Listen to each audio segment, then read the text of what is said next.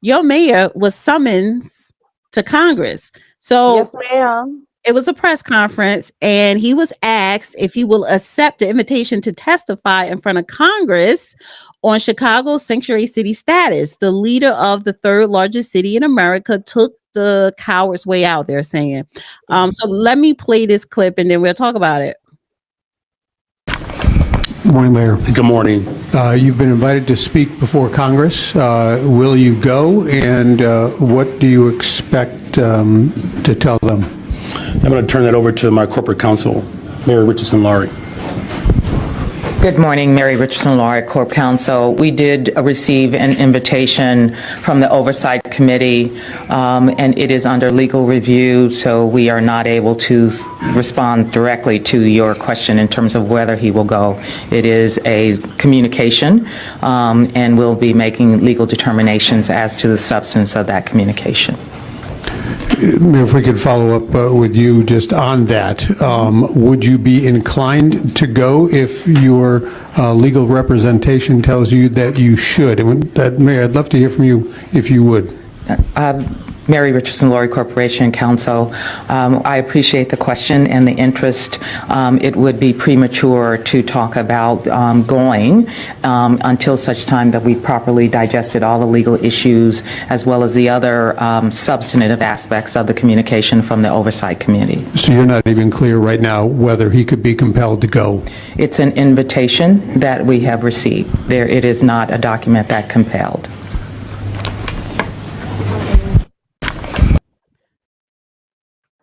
So he had the lawyer come up and speak. Yes, ma'am. I mean, Brandon, what was he going to say? They are being nice by inviting him, but if they have to subpoena him, they're going to subpoena him. And he has to go and answer for his shenanigans. Again, the Chicago Teachers Union has been going to Venezuela, friends, for the past decade. They're going down there, making friends, shaking hands, saying that they're studying their socialism so that they can bring that up here. And they were inviting these people to come. So now he got to sit before Congress and tell the people why. Because I'm sure those congressmen saw me on Fox News when I mentioned it. You know, like, this is not a game for us. A lot of times people see us in Chicago and they see the videos and the commentaries and the responses, and people, you know, believe that we are like celebrities or something like that, right?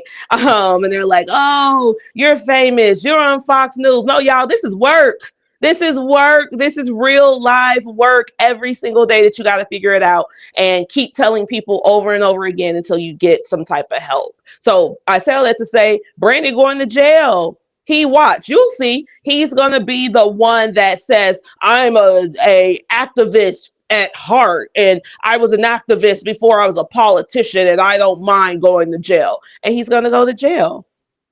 What can we do?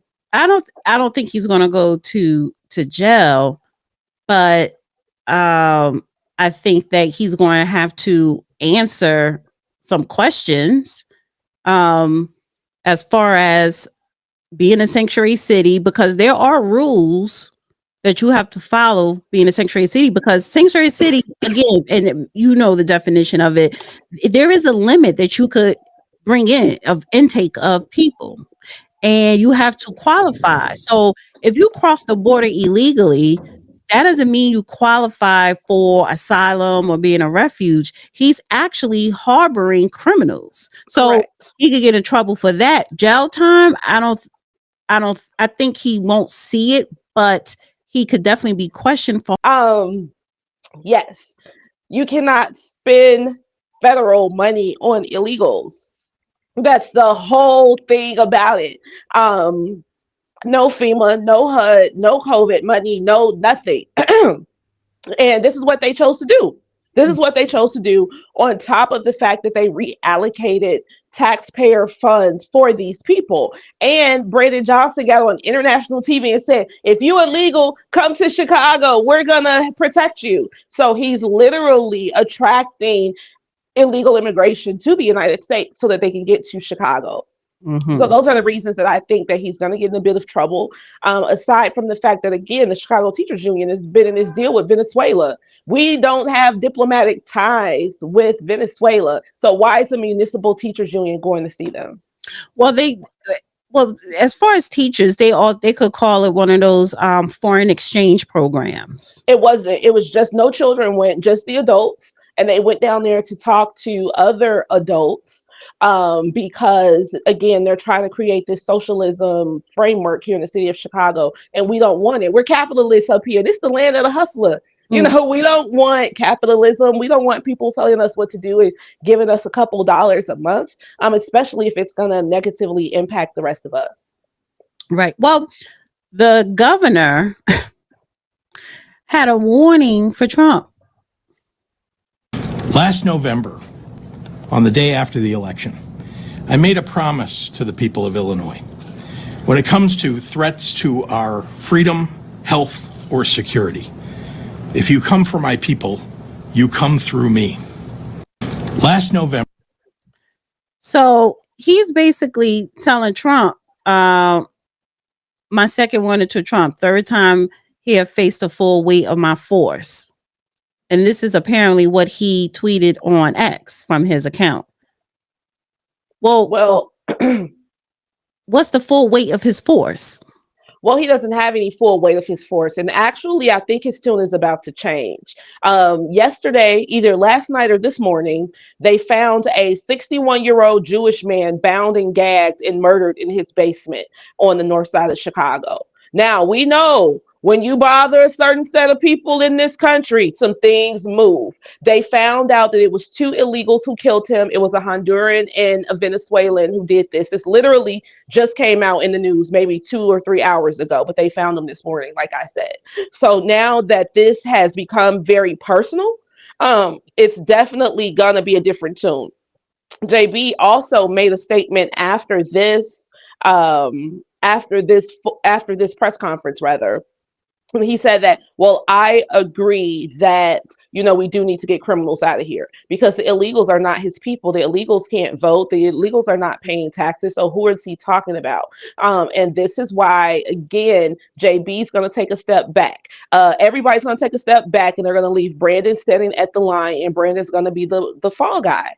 But they're going to make an example out of somebody because there are too many mayors and governors across the country who are saying that they're going to impede this plan. So they have to come down with the full force of the government so that this does not happen and people don't get out of order. Mayor Eric Adams, he already folded. He is pro-Trump. He went down to Mar-a-Lago. I believe he went to inauguration. He is cooperating with ICE. Yes, come get him. Any documents we have with the criminal names, we're handed over because his ass ain't trying to be up in no federal prison. And by the way, Bob Menendez was sentenced today to 11 years in prison. 11 years. Yeah. So Mayor Eric Adams, he ain't messing around.